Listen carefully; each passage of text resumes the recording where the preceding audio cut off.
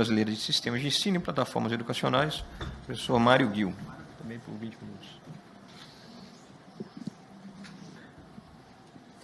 Bom, muito boa tarde a todos, meus colegas de mesa. Eu queria, em nome aqui do deputado Nicolas Ferreira, agradecer a oportunidade de vir trazer ideias para o Congresso Nacional, que vai conduzir esse debate do Plano Nacional de Educação. Eu sou um professor de Química cercado de físicos por todos os lados aqui, mas também com muita experiência na gestão de escolas e hoje presidindo a associação de todas as empresas que produzem conteúdo no Brasil, né? A Abrasp é a Associação dos Sistemas de Ensino e Plataformas de Educação, engloba também as empresas que produzem tecnologia educacional, edtechs e assim por diante, né? Eu vou pedir para jogar aqui a minha apresentação. Eu trouxe, e eu tive aqui a felicidade de ser precedido tanto pela Thaís quanto pelo Wesley, que já avançaram muito em alguns temas que eu ia comentar, então isso me dá tempo de focar em algumas sugestões que complementam o que eles falam, tá? Só que a gente precisava ir para o comecinho da apresentação, aqui eu já estou quase no meio. Pois não. Eu queria começar, pessoal, a minha apresentação sempre com uma mensagem de otimismo, porque a opinião pública, às vezes, é levada a crer que no Brasil a educação é terra arrasada, que nunca a gente faz nada que dá certo, que a gente não consegue, que nós temos essa sina e esse destino das coisas não darem certo. E eu trouxe alguns gráficos para vocês para mostrar que quando o Brasil se entende, quando a gente pactua de fazer coisas na direção correta, a gente faz coisas incríveis, tá? Eu queria começar com um gráfico aqui que mostra a matrícula na escola pública antes da Constituição de 88, quando ela virou um direito do brasileiro, e o que aconteceu poucos anos depois da Constituição de 88, né? Então, em 1983, quando a gente olha, por exemplo, crianças de 6 anos, que seria a idade ideal para começar o ensino fundamental, nem 30% das crianças estavam na escola. A gente atingia um ápice ali de 70%, 75% de crianças que iam para o ensino fundamental e em idades completamente já inadequadas, né? Quando a gente olha para o gráfico de 83, uma educação infantil praticamente inexistente, o ensino médio com um percentual de cobertura muito baixo e o ensino superior também com uma taxa líquida de matrícula muito baixa. Quando a gente olha 2013, ou seja, 30 anos depois né, menos de 20 anos depois da Constituição, nós temos ali na parte verde, que é a matrícula de ensino do ensino fundamental, nós temos virtualmente a universalização da oferta de ensino fundamental no Brasil. São raras as crianças hoje que não vão para a escola, ou por leniência da família, ou porque tem algumas dificuldades de saúde que são mais sérias, né? Tivemos um avanço gigante ali no azul, que é a educação infantil.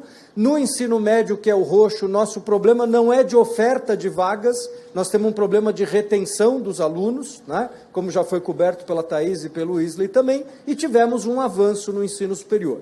O ponto, pessoal, é que nós estamos aí mais ou menos estagnados aonde nós já estávamos em 2013, nós não estamos conseguindo evoluir, né? E precisamos evoluir. O ensino médio, que é o resultado dessa conversa, de novo, ele dá acesso, mas não retém os alunos. Agora, para que vocês saibam e que fique registrado aqui, desde que nós decidimos oferecer escola gratuita para todas as crianças, passaram ou estão nos bancos das escolas brasileiras uma Alemanha, uma França, uma Espanha e um Portugal de lambuja de pessoas. Isso é respeitado no mundo inteiro, mas às vezes não é respeitado aqui no nosso país, tá?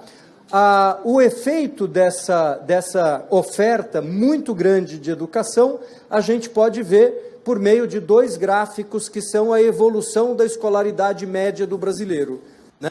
O gráfico da esquerda, 22 anos de idade, jovem adulto brasileiro, em 92, se nós parássemos um jovem adulto no Brasil, provavelmente ele teria mais ou menos 6 anos de educação, o que significa o ensino fundamental 1, né? Ao final de 2022, nós atingimos 12 anos de escolaridade média. Quer dizer que um jovem adulto brasileiro, na média, tem a escolaridade básica completa. Ô, Gil, mas tem exceções. Eu conheço pessoas ainda analfabetas e eu conheço pessoas com pós-doutorado. A média é essa, né? Nós podemos ver ali, ano a ano, qual foi a evolução e muito, muito importante, pessoal, quando as mães têm a evolução da sua escolaridade. Nada é mais importante para o destino cognitivo de uma criança que a educação da sua mãe. Então, é muito gostoso, é muito legal, Thaís, dá um orgulho danado da gente ser brasileiro quando a gente olha o gráfico da direita, que a escolaridade das mães cresceu e cresce de maneira contínua desde que nós universalizamos a educação, né? Isso significa que essa mãe vai poder ajudar mais na alfabetização dos seus filhos, vai poder ajudar mais na educação dos seus filhos, tá? Agora, um dado de alerta, pessoal, que eu até coloquei ali num box rosa, é que se a escolaridade da mãe é um dado fundamental para o destino cognitivo da criança, é muito triste saber que ela não é coletada no Censo Nacional. O Brasil não tem um campo no Censo Nacional para preencher a escolaridade da mãe, não é? Isso significa, pessoal, que quando uma cidade recebe um aluno lá na alfabetização, se ela soubesse quais crianças são filhos de mães analfabetas, por exemplo, ela já poderia começar um programa de aceleração com essas crianças, que chegam com um vocabulário muito inferior a das outras crianças, tá? Escolaridade da mãe, pessoal, é tão importante que hoje a gente sabe, pesquisas do PB, né, do Ricardo Paes de Barros, filhos de mães analfabetas têm menos de 20% de chance de terminar o ensino médio. Filhos de mães que terminaram o ensino médio têm mais de 90% de chance de terminar o ensino médio. Nós temos 70 pontos de probabilidade de diferença entre o filho de uma mãe analfabeta e uma mãe que terminou o médio. No meio da transformação digital, não ter esse dado é uma incoerência brutal. Eu já tive esse diálogo com o INEP e nós precisamos aqui lutar para isso, tá? Por fim, pessoal, eu queria dizer que o Brasil tem um momento muito importante. Nós deixamos de ter a luta pela quantidade de alunos na escola. Nós já chegamos a ter 50 milhões de alunos na educação básica brasileira. Nós fechamos o censo de 22 com menos de 33 milhões de alunos e no censo de 23 caíram mais 500 mil alunos. Ou seja, nós temos quase 8 milhões de alunos a menos hoje matriculados nas escolas do que nós tínhamos em 2008, 15 anos atrás. É só porque nós reduzimos a quantidade de alunos nas escolas, o Wesley está aí na jornada educacional há bastante tempo. Nós fomos professores numa época que um mesmo aparelho escolar precisava rodar 4 turnos diferentes. Não havia mais tempo do que receber a criança 2 horas e meia, 3 horas por dia, porque essas crianças precisavam ir embora porque vinha a próxima turma, que precisava ir embora porque vinha a próxima turma.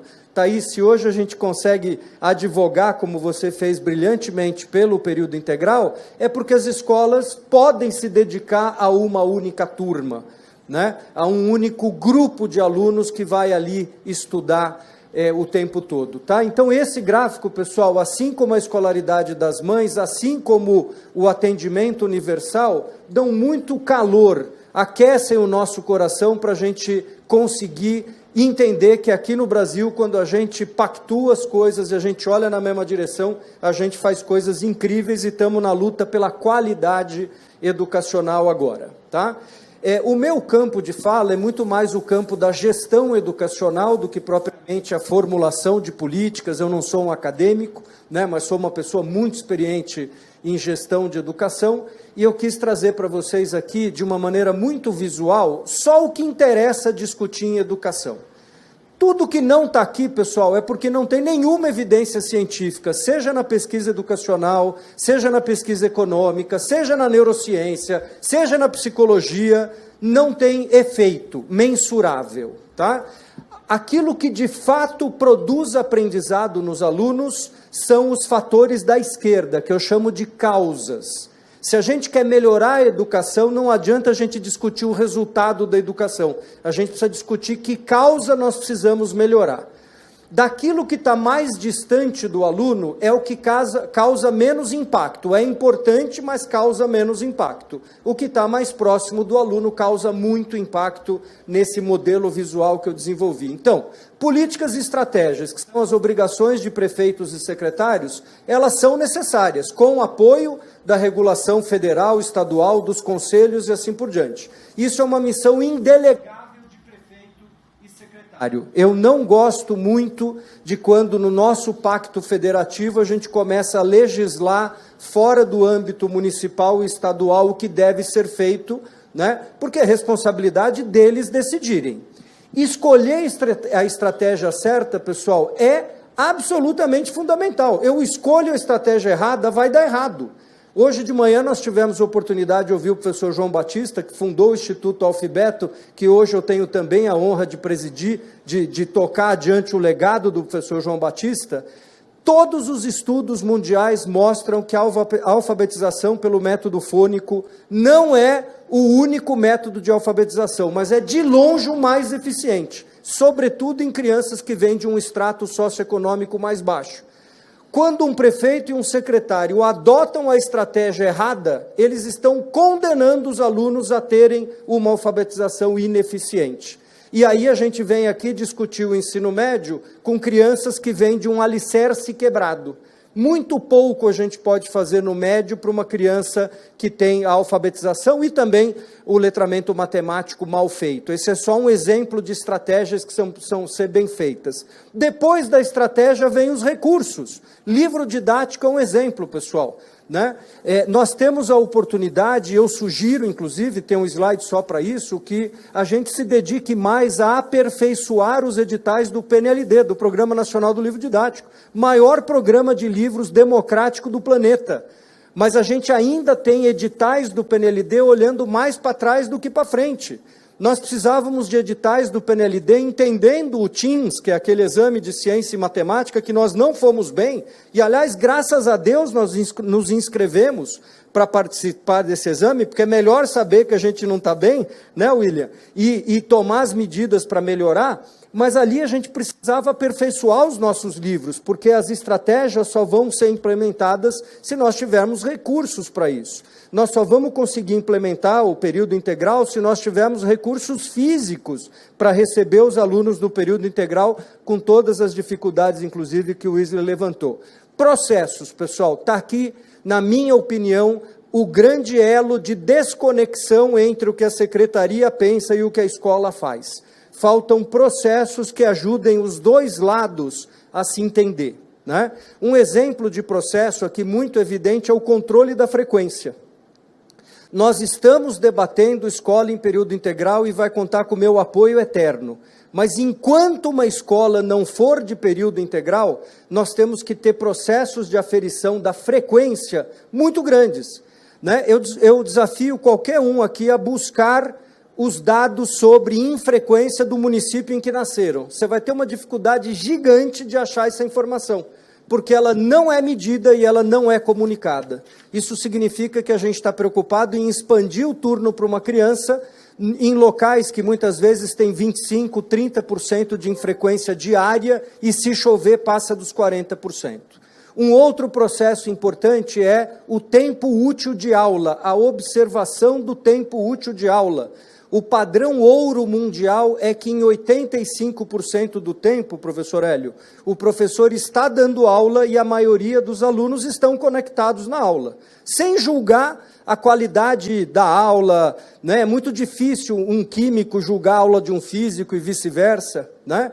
Mas se os alunos estão conectados, há algo de interessante que o professor está fazendo e conquistou essa conexão dos alunos. 85% é o padrão mundial. William, aqui no Brasil a gente não passa muito dos 50%. O que significa que 50% do tempo da vida de um aluno não era aula, ele estava lá numa missa de corpo presente, ele estava lá dentro da sala, mas não existia aula. Então isso significa que a gente oferece 12 anos de escolaridade básica, mas 6 anos não foram de aula efetiva. né? Eu luto pela educação em período integral, mas as escolas que não estiverem no período integral, ou enquanto todas não caminharem para o período integral, acompanhar a frequência, ser obsessivo para o aluno estar na escola e garantir que o professor tenha as condições e a formação e a capacitação necessária para ele conseguir dar aula a maioria do tempo, é fundamental. Caso contrário, a gente tem uma escola que tem o dobro da oferta de tempo para uma quantidade gigante de alunos que não vão e para aulas que não são dadas, né? Por fim, pessoal, as pessoas são, de fato, metade do sucesso de uma escola. Por pessoas, eu quero dizer o diretor da escola, que deveria ter o seu tempo dedicado a discutir com os professores as dificuldades do dia a dia desses professores. Não há um papel mais importante de um diretor de escola, medido pelo Banco Mundial, do que coordenar os professores. E, por fim, os professores, que sozinhos são o elemento mais importante do aprendizado do aluno. Tudo que a gente faz na vida de uma escola, pessoal, deveria virar só em torno disso. Essas são as discussões importantes. O resto é discussão lateral. Homeschooling, por exemplo, é uma discussão lateral, tem algumas famílias que querem, mas o homeschooling não vai resolver a educação brasileira, tá? É um percentual muito pequeno de famílias que está preocupados com isso, e a gente não deveria concentrar, por exemplo, discussões nessa linha, tá? Bom, essas são as causas. Sem conhecer o aluno, a gente não articula as causas para ajudar o aluno. Se eu não tive o processo de descobrir que aquele aluno é filho de uma mãe analfabeta, eu perdi a oportunidade de chamá-lo já para um período complementar em sala, sabendo que ele vem de uma situação mais difícil do que os colegas, tá? Quando eu acerto as causas, aí vem a aprendizagem, aí vem o impacto social, né? Eu costumo dizer que a gente aqui no Brasil vive, para homenagear os físicos, um problema de fases de onda que não se encontram. A sociedade só discute resultado. Todo resultado educacional que sai do PISA, do TIMSS, a sociedade se manifesta dizendo que está indignada. Mas ela não quer saber as causas, ela só quer debater que o efeito é ruim. Por outro lado, o Tribunal de Contas, que exerce um papel super relevante no Brasil, só quer saber das causas e não se preocupa com o efeito. Ou seja, quando a gente exige que um prefeito gaste a sua verba obrigatória, os 25% do seu orçamento em educação, isso é importante, né? São recursos que têm que ser aplicados. Mas não adianta nada se o aluno não aprender. É mais ou menos como se na medicina a gente dissesse, William, olha, o Wesley sofreu um acidente, eu fiz tudo o que devia. O médico operou, ele foi para a UTI, eu dei o soro, apliquei anestesia. E ele está bem? Não, ele morreu. Não é isso que a gente quer, né? Então, eu acho que quando a gente conseguir integrar a sociedade ao Tribunal de Contas, ambos se preocupando com causas e efeitos, nós vamos evoluir bastante em todas as dimensões, tá? Ô Gil, mas na prática, dá umas sugestões do que fazer, né? Tem muita gente no mundo, pessoal, que já estudou o que fazer. Esse camarada aqui é um pesquisador de Harvard, um aluno paupérrimo americano que será em breve Prêmio Nobel de Economia. Ele descobriu que entre as escolas que não dão certo e as escolas que dão certo nos Estados Unidos, basicamente 5 coisas explicam. Primeiro, professor dando feedback para o aluno. O professor que dá feedback para o aluno, ele conhece o aluno, ele se importa com o aluno, ele conhece um por um, ele usa dados para criar a educação. De novo, no meio da transformação digital, não usar dados para ajudar o aluno é a visão da escola do século XIX, não do século XXI. Alta dosagem de tutoria, o aluno que está com dificuldade precisa ser amparado rápido, não tem muito tempo. Em disciplinas como a nossa, né, Wesley, que tem raciocínio encadeado longo, você quebrou aquele raciocínio lá no começo, o aluno nunca mais ele vai se recuperar. Aliás, ele vai pegar asco das nossas disciplinas, né? Eu leciono Química, disciplina predileta de todo mundo aqui na escola, né? E dadas as risadinhas aqui, é por isso, né? Horário instrucional expandido. Vamos oferecer escola em período integral? Vamos, mas vamos garantir que a escola tem um horário instrucional expandido, do jeito certo, com a metodologia certa, bacana, mas o aluno não vai aprender mais matemáticas se a gente dobrar a carga horária e ele tiver futebol. Aliás, na tese do Roland Fryer, ele termina a tese de doutorado dele dizendo que o dia que os Estados Unidos levar a matemática a sério, como leva o futebol americano, ninguém seria melhor em matemática do que os americanos, porque eles são obsessivos com o futebol americano, não são com a matemática, tá? E, por fim, pessoal, altas expectativas que eu trato um pouquinho melhor agora nesse aqui, antepenúltimo slide.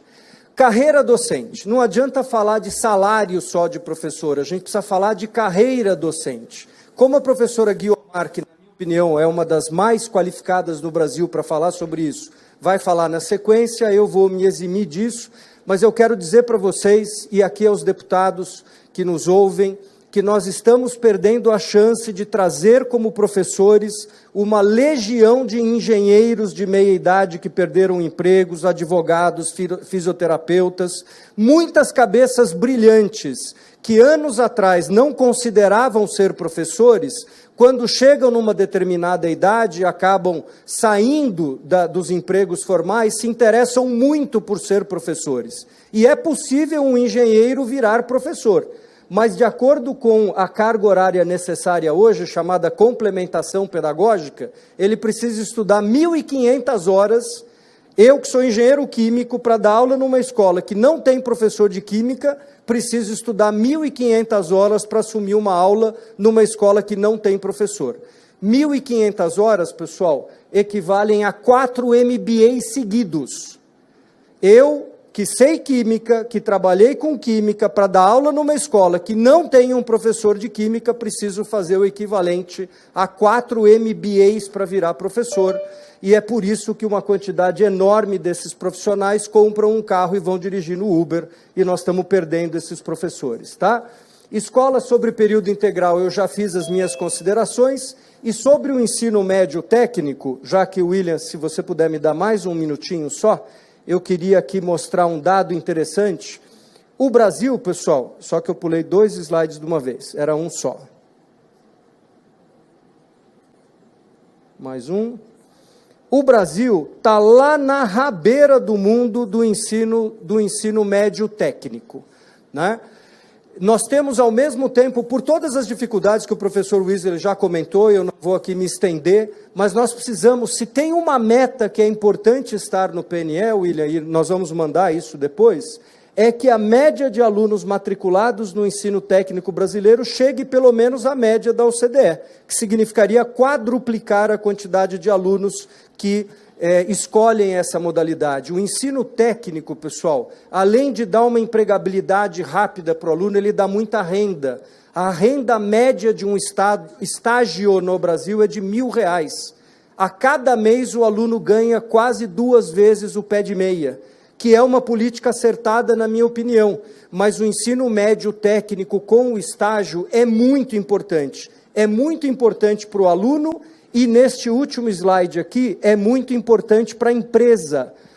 Todos os países que têm uma competitividade econômica gigantesca, opa, pulou mais do que eu queria, que são os países ali, deixa eu voltar um só, que é esse slide aqui.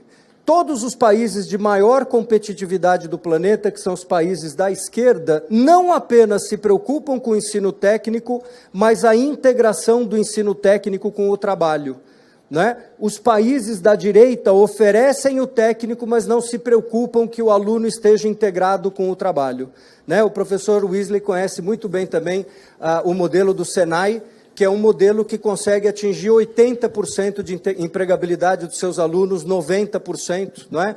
Então, o técnico é fundamental, mas garantir que um jovem seja capaz, um adolescente seja capaz de estudar, trabalhar e viver é fundamental também.